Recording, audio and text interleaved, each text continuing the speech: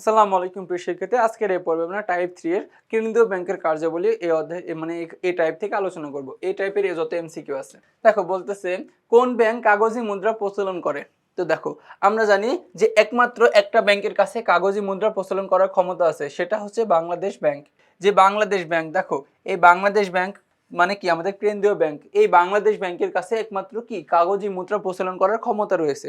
এরপর আমাদের 17 নম্বর কোশ্চেনটা বলতেছে যে বাংলাদেশের কেন্দ্রীয় ব্যাংক কোনটি? দেখো বাংলাদেশের কেন্দ্রীয় ব্যাংক কোনটি নিচের? এখন কি সোনালী ব্যাংক বাংলাদেশের কেন্দ্রীয় ব্যাংক না, পূবালী ব্যাংক না, রূপালী ব্যাংক না?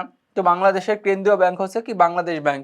তো বাংলাদেশের কেন্দ্রীয় ব্যাংকের নাম হচ্ছে কি বাংলাদেশ ব্যাংক নামে পরিচিত। বিভিন্ন দেশে প্রত্যেকটা দেশের আলাদা আলাদা কেন্দ্রীয় ব্যাংক আছে, তো আমাদের বাংলাদেশে যেটা সেটা হচ্ছে কি যে বাংলাদেশ ব্যাংক নামে পরিচিত।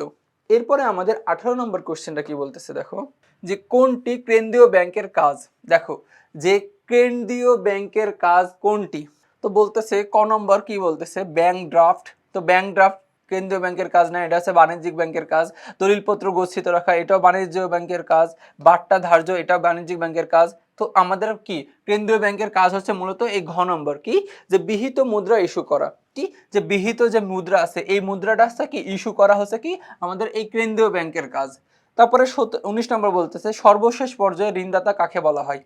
দেখো যে মনে করো বিষয়টা কেমন, যে একটা ব্যাংকের ঋণের প্রয়োজন, ব্যাংকের কাছে টাকা নেয়। তো এই ব্যাংক হচ্ছে কি যে ঋণ গ্রহণ করবে। এখন কি ব্যাংক প্রথমত কি করে যাবে? বিভিন্ন বাণিজ্যিক ব্যাংকের কাছে যাবে। কি বাণিজ্যিক ব্যাংকের কাছে যাবে। তো বাণিজ্যিক ব্যাংকে যাওয়ার পরেও যদি সেটা না পায়, তার পরবর্তীতে সর্বশেষ পর্যায়ে যাবে হচ্ছে কি এই যে কেন্দ্রীয় ব্যাংকের কাছে। কোন ব্যাংকের কাছে যাবে? কেন্দ্রীয় ব্যাংকের কাছে যাবে। তার জন্য বলা হয়ে থাকে যে সর্বশেষ পর্যায়ে ঋণদাতা বলা হয় বা কেন্দ্রীয় ব্যাংকে।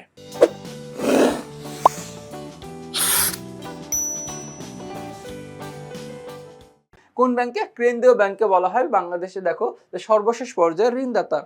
তারপরে 20 নম্বর কোশ্চেন বলতেছে যে কোন ব্যাংক ক্লিয়ারিং হাউস হিসেবে মানে কি কাজ করে? এখন দেখো সকল হিসাব নিকাশের ক্লিয়ারিং হাউস বলা হয় আমাদের বাংলাদেশ ব্যাংকে। কোন ব্যাংকে?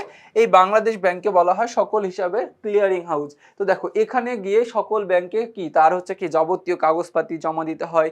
তার মানে কি যে তার কত ট্রানজ্যাকশন হলো সকল কিছু এখানে জমা দেওয়া হয়। তার জন্য এটাকে বলতেছে যে বাংলাদেশ ব্যাংকের ক্লিয়ারিং হাউস এই বাংলাদেশ ব্যাংকে। তারপরে আমাদের 21 নম্বর কোশ্চেনটা কি একটু দেখি। 21 নম্বর কোশ্চেন বলতেছে প্রত্যেক দেশের কেন্দ্রীয় ব্যাংক প্রতিনিধি হিসেবে কাজ করে। বলছে প্রত্যেক দেশের কেন্দ্রীয় ব্যাংক প্রতিনিধি হিসেবে কাজ করে। এক নম্বর বলতেছে কি আইএমএফ ব্যাংক, 2 নম্বর হচ্ছে কি বিশ্ব ব্যাংক, নাকি হচ্ছে কি আইডিবি ব্যাংক। তো দেখো আইডিবি ব্যাংক এখানে আমাদের কি বাংলাদেশ কেন্দ্রীয় ব্যাংকের প্রতিনিধি হিসেবে কাজ করে না প্রত্যেক দেশের। তাহলে কি কাজ করে হচ্ছে কি 1 ও 2, মানে কি আইএমএফ ব্যাংক আর বিশ্ব ব্যাংক কাজ করে 1 ও 2 হিসেবে। এরপর আমাদের লাস্ট কোশ্চেন 22 নাম্বার এই টপিকের বলতেছে যে কেন্দ্রীয় ব্যাংকের কাজ হলো কোনগুলো? দেখো যে কেন্দ্রীয় ব্যাংকের কাজ হলো মূলত কোনটা? 1 নম্বর বলতেছে কি ঋণ নিয়ন্ত্রণ করা, অবশ্যই ঋণ নিয়ন্ত্রণ করা কেন্দ্রীয় ব্যাংকের কাজ, এটা সঠিক।